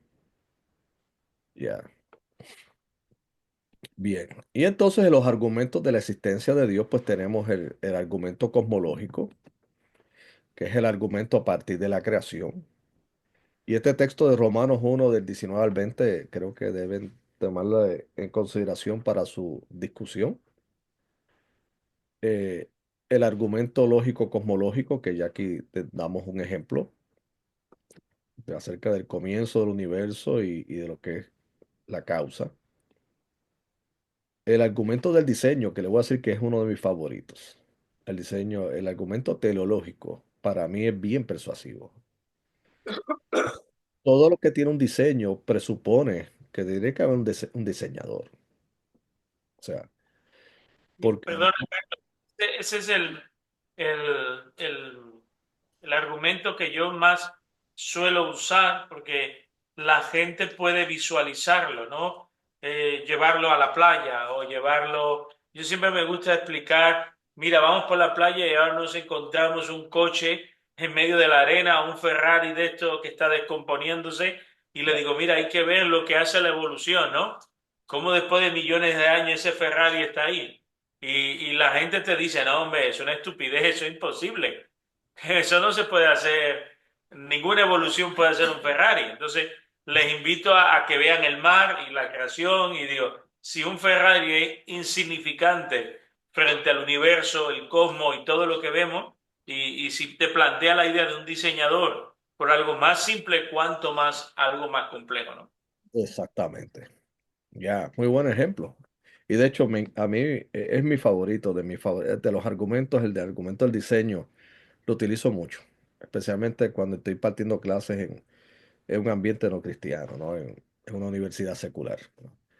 Y el argumento moral, axiológico, acerca de ese sentido de moralidad que puede estar presente en el ser humano, y el argumento del ser, o sea, de la complejidad misma que nosotros tenemos de lo que somos como seres humanos, se le atribuye a que tiene que haber una perfección. De otra manera, sería imposible ser lo que somos. ¿Ok? Así que, Perdona. Mira, en ese último que mencionaba, hace poco escuché a alguien hablando sobre, ¿no? La idea de llevar a las personas a reflexionar sobre el ser o el alma del ser humano. Y este apologeta, que salía un chico aquí en la calle en España, que hace entrevistas a jóvenes en la calle, ¿sí? les hablaba sobre la existencia del alma, si creían en el alma. Y la mayoría de la gente, no, yo no creo en esto, no creo en lo otro, ¿no? Y él les llevaba a enseñarle fotos de cuando, oye, ¿tienes fotos de cuando eras niño? Llevaba a esa persona, bueno, ve a ese niño y ahora te ves adulto, tú te sientes, la idea es llevarlo a que él se diera cuenta que había algo dentro de él que aunque su físico, su manera de pensar y todo cambiara, le hacía identificar quién él era. Mm, Era muy interesante, y los chavales se quedaban sorprendidos porque decían, es verdad, aunque con 10 años yo sabía que yo era yo. Han pasado 30 años o 20 años y sigo siendo consciente de quién soy, aunque todo mi estado físico ha cambiado. Entonces él le llevaba a ese punto para mostrarle del alma, ¿no? De lo espiritual, para llevarlo a la idea de que no solo somos algo físico, sino que hay algo interior que nos habla a nosotros, mucho más allá de quiénes eran. wow, fantástico, muy bueno eso. No lo había visto. Wow, muy bueno, muy bueno, muy bueno. Pues, Antes de que existiese el universo, ¿dónde habitaba Dios? En un- perdona, es una pregunta. Sí, claro. Sí, Pero sí, no. es Dios, eterno. Dios siempre ha estado en sí mismo. O sea, Eso, exacto. O sea, Dios no tiene espacio ni lugar, es Dios. Y el espacio y el lugar vino a partir de Él. O sea, de la misma manera que Dios no está ceñido al tiempo como lo tenemos hoy, ni está ceñido al espacio. O sea, Dios ha sido y siempre ha estado. Y todas las demás cosas, como lo es el lugar, la ubicación, lo que es el sentido de universo, partió de él. Y es la excelencia y lo trascendental de Dios. Claro. Yo creo. Sí, el tiempo y el espacio son creados. Son creados. Antes de crear, La eternidad. estaría en un sitio. No, entiende. A ver, entiende. No existía el tiempo y el espacio. Exactamente. Ya, él vive, o Dios vive hoy día, en la eternidad. Que es Dios el universo y todo el universo es Dios. No. Ajá, no. Estaba en su casa. Estaba en la casa, así que cuando lo veas te darás cuenta. Bueno, Dios habita en la eternidad. No hay tiempo y espacio en Dios, porque Él lo crea. Es Solo como él lo sabe. solo Él lo sabe. dónde estaba. Cuando Sí, sí. creó el universo, cuando creó el Porque universo. la misma segunda ley de termodinámica habla de todos los objetos van en decadencia, van en descomposición. Entonces, habla de un diseño, de una creación. Tanto el tiempo, la energía, el espacio, todo es creado. Dios no está sujeto al espacio ni tiempo. Si no, no fuera Dios. Es que además si es un tanto. Claro, entonces, Él no se regula por nuestro tiempo y espacio. No se puede encerrar. Si no, no fuera omnipotente. Si Dios se sujetara a las leyes que Él creó, entonces no fuera omnipotente. Ya fuera. Muy bien. Pues, buena pregunta, muy buena. Carlos, ¿algo más para añadir o terminamos aquí? Terminamos aquí, así que ha sido un placer y nada, nos mantenemos en comunicación. Que el Señor te bendiga y cuando nos envíes el link, yo lo comparto con los estudiantes. Tenemos unos 3 que hoy no pudieron asistir, pero que ellos están siguiendo la clase al día siguiente cuando tú nos envías el material. El Señor te bendiga y te guarde y espero que este año puedas visitarnos. Yo confío en el Señor que así sea. Así mismo. Estoy muy entusiasmado con esa idea. Así que Dios me lo bendiga. Adiós.